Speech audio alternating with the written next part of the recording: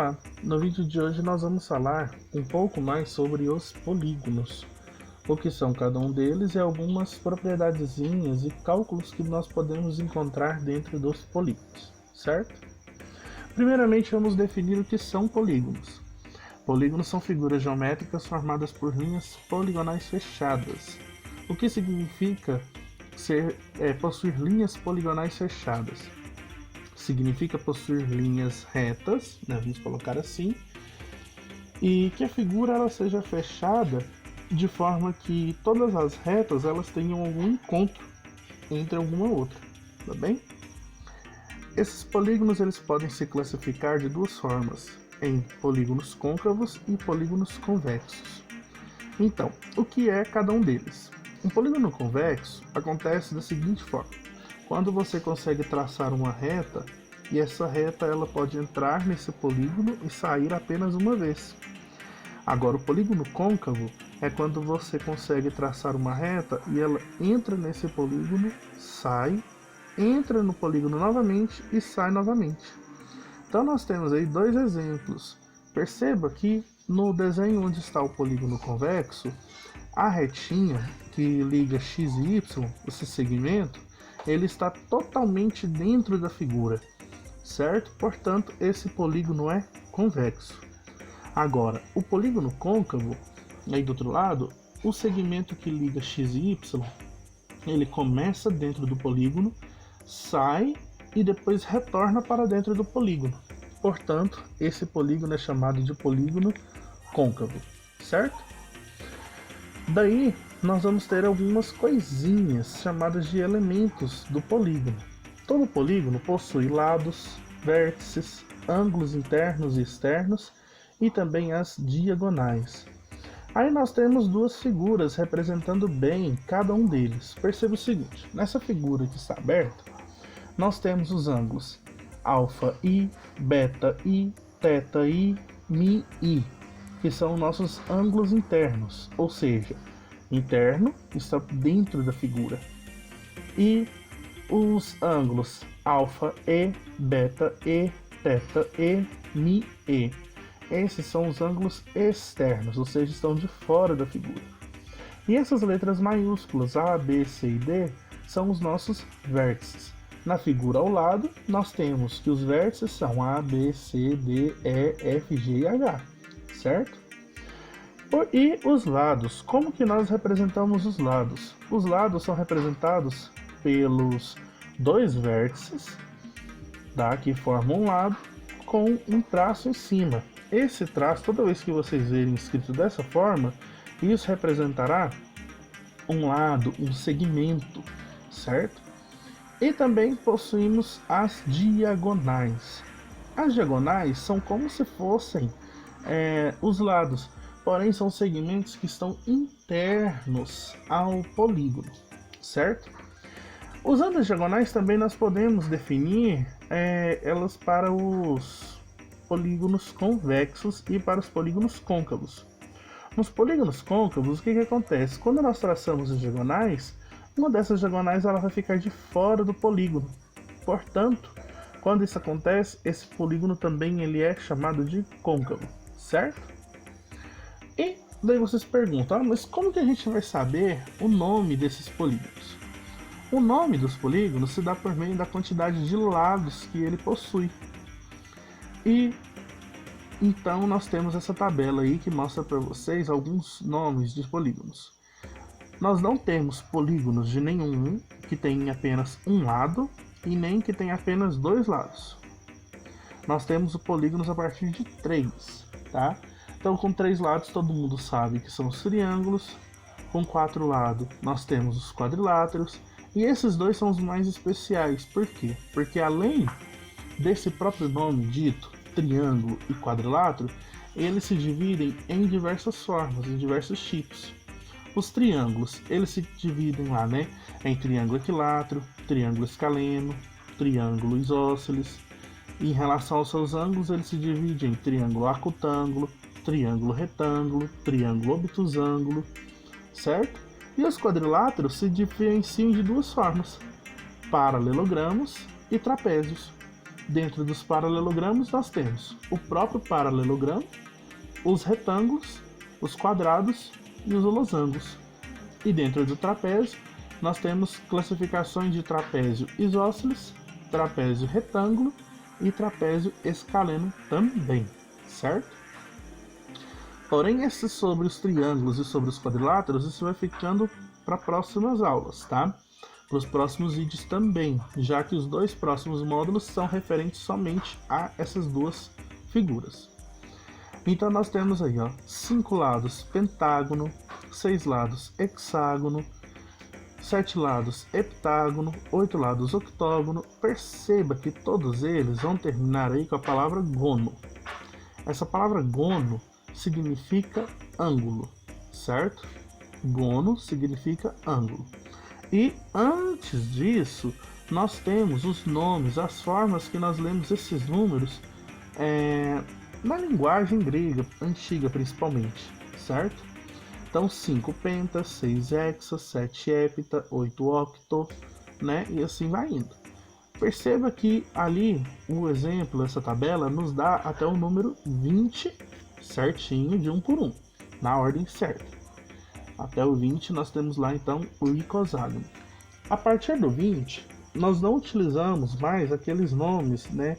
Aquela nomenclatura de 21, 22, né? Para isso nós temos nomes específicos, certo?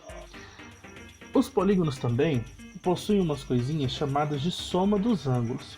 Já que eles têm os seus ângulos internos, então nós podemos descobrir o valor da soma desses ângulos internos, certo? Para determinar o valor da soma dos ângulos internos de um polígono, nós utilizamos a fórmula SI igual a n menos 2 vezes 180 graus, onde n representa a quantidade de lados do polígono e SI representa a soma dos ângulos internos, certo? Então, se por exemplo eu quero descobrir a soma dos ângulos internos de um polígono de 56 lados, eu jogo 56 no lugar do n, nessa forma, e faço a conta e descubro quanto que mede a soma dos ângulos desse polígono, certo? Segunda propriedade que nós temos é a seguinte: a soma dos ângulos externos de todos os polígonos é igual a 360 graus, certo? Então o que? Não precisa nem fazer conta, só já temos lá que a soma de todos os externos é 360 graus. Ah, mas eu tenho um polígono lá de 100 lados. Não importa, a soma sempre vai ser 360. Tá? Nesse caso não tem alteração. E a terceira propriedade, para determinar a quantidade de diagonais de um polígono convexo, utilizamos a fórmula D igual a n vezes n menos 3 dividido por 2.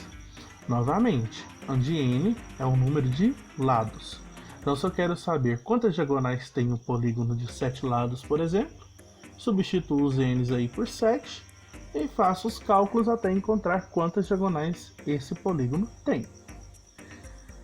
Dentro dos polígonos, nós também temos os chamados de polígonos regulares. O que são os polígonos regulares? São aqueles que possuem todos os lados e todos os ângulos congruentes. Lembrando, congruente quer dizer que são iguais. Dessa forma, todos os lados desse polígono são iguais, medem o mesmo tamanho, e todos os ângulos internos também são iguais, ou seja, medem o mesmo tamanho, certo? Então, para determinar cada ângulo interno do polígono regular, nós utilizamos a fórmula AI igual a n menos 2 vezes 180 dividido por n. Perceba que essa parte de cima, o numerador, é a própria soma, né? A fórmula da soma dos ângulos internos. Então, se você quer descobrir quanto que vale cada ângulo interno de um polígono regular, você basta pegar a soma de todos e dividir pela quantidade de lados. Fazendo assim, você descobre que todos os ângulos internos têm lá o mesmo tamanho. E, para determinar a soma de cada ângulo externo de um polígono regular, nós dividimos 360 pela quantidade de lados, certo? Apenas isso. Então, algumas propriedades, tá, dos polígonos regulares. Primeiro, todo polígono regular é inscritível em uma circunferência ou circunscritível a ela. O que quer dizer isso? inscritível quer dizer que a figura ela consegue estar dentro de uma circunferência, tá? E circunscritível quer dizer que ela consegue ter a circunferência dentro dela. Então, um polígono regular de n lados pode ser dividido em n triângulos isósceles com vértice no centro do polígono, e cujos lados congruentes equivalem ao raio da circunferência circunscrita ao polígono. Como assim? Nós temos o seguinte: se eu tenho uma figura dentro de um círculo, e essa figura ela é regular, então quer dizer que o centro desse círculo vai ser também o centro dessa figura, e a distância de cada vértice dessa figura até o centro vai ser o valor do nosso raio da circunferência, certo? Então aí nós temos dois exemplos, olha só. Um triângulo inscrito em uma circunferência de raio R e um octógono inscrito em uma circunferência de raio R, certo? Alguns elementos notáveis, então, em relação aos polígonos regulares, nós temos aí o centro do polígono regular, que nós representamos pela letra O. Ele é o centro das circunferências nas quais ele está inscrito ou circunscrito, certo? Então, como eu disse anteriormente, o centro da figura é o centro da circunferência e vai ser chamado de O. E também temos o apótema de um polígono regular. O que é o apótema? Aí nós chamamos ele de AN. Esse Nzinho é pela quantidade de lados, tá? É um segmento de reta cuja medida é a distância do centro do polígono regular ao ponto médio de um lado. O apótema, gente, é diferente do raio. Lembra o seguinte: o raio é a distância do centro até o vértice. Agora, o apótema é a distância do centro até o ponto médio do lado, certo? Essa distância equivale também ao raio da circunferência ao qual ele está inscrito. Como assim? Nesse caso, se você tiver lá uma figura que tem um círculo, uma circunferência dentro dela, então o apótema dessa figura é o mesmo valor do raio dessa circunferência, tá? Agora, se for o contrário, se tiver a circunferência e depois a figura dentro dela, então o apótema não vai ser igual ao raio, tudo bem? Então aí nós temos as principais fórmulas para calcular o apótema e para calcular o valor do lado dessas figuras. Então nós temos, olha, os três principais são o triângulo, o quadrado e o hexágono. O apótema do triângulo é calculado através da divisão do raio do círculo ou da circunferência por 2, certo? E o lado dele é dado pela multiplicação do raio pela raiz de 3. Nesse caso, alguns exercícios vão colocar a raiz de 3 como sendo a raiz de 3 normal, ou então fazendo a aproximação para ela, como 1,7, 1,71, certo? Para o quadrado, o apótema do quadrado é dado por aquele raio lá, R vezes raiz quadrada de 2 sobre 2, e o lado é só o numerador do apótema, ou seja, o raio vezes a raiz de 2. E no hexágono, o apótema vai ser o raio vezes a raiz de 3 dividido por 2, e o lado vai ser aproximadamente igual ao raio, tá? Eu digo aproximadamente igual ao raio porque em alguns casos, tá, pessoal? Na maioria deles, na verdade, nós estamos trabalhando com aproximações, tá bem? Já que a circunferência ela não é uma figura convencional, vamos colocar assim, ela não é uma figura totalmente fechada como se fosse um polígono, tá? Pelos seus lados serem curvos, então não tem como você medir exatamente, né? Isso é uma aproximação para a circunferência. Já as outras figuras não. As outras figuras são números exatos, são valores exatos, certo? Então aí nós temos um exemplo. Olha só. Somando-se todos os ângulos internos de 3 polígonos convexos, obtemos 2160 graus. Sabe-se que o número de lados desses polígonos é n-2, n e n mais 2. Dentre eles, o que possui o menor número de lados é um triângulo, um quadrilátero, um pentágono, um hexágono ou um heptágono. Pois bem, primeiro nós temos que ter noção de algumas coisas. Primeira coisa é, ele nos diz que esses polígonos têm lados iguais a n-2, n e n mais 2.